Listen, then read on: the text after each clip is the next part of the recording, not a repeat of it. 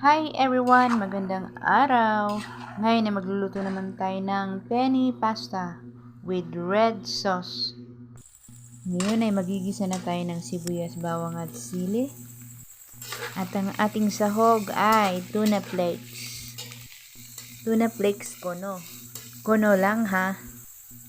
Isdang tambakol yan guys, hinimay-himay ko lang para medyo makatipid naman tayo. At ayan, ilagay na natin ang evaporated milk. Isunod natin ang cream para mas masarap.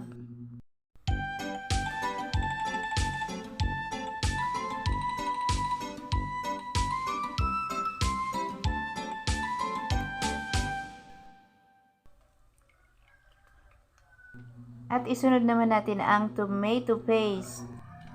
At guys, nahuli pala ang aking tomato paste dahil white sauce sana ang aking gagawin. Kaso nag-change ako, red sauce na lang. Kaya ayan, dinagdagan ko na lang ng tomato paste. At ayan, dagdagan pa natin para medyo mamula-mula. Dahil maputla pa ang ating sauce. Ayan, halo-haloin natin na maigi.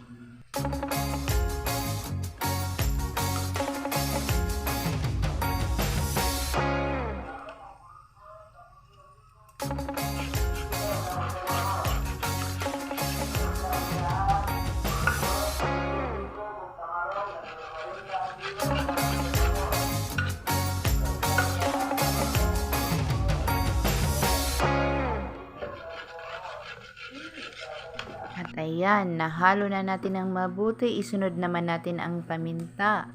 Lagyan lang natin ng konting paminta. Isunod natin ang asin. At haluing mabuti. At ayan, nahalo na natin ng mabuti. Ready na ang ating sauce. Ilagay na natin ang pasta. At guys, bago pala ako gumawa ng sauce ay nagpakulo na ako ng pasta. At ayan, ilagay na natin lahat. At ating halu-haluin hanggang sa ma-mix ng mabuti. Ang kagandahan lang dito sa pasta ay pwede tayong mamili. Pwede tayong maglagay ng red sauce, or kung gusto mo white sauce, or kung gusto mo walang halong sauce, veggies lang. Pwede mong gawin yun. At ayan, nahalo na natin ng mabuti. Ready na ang ating pasta.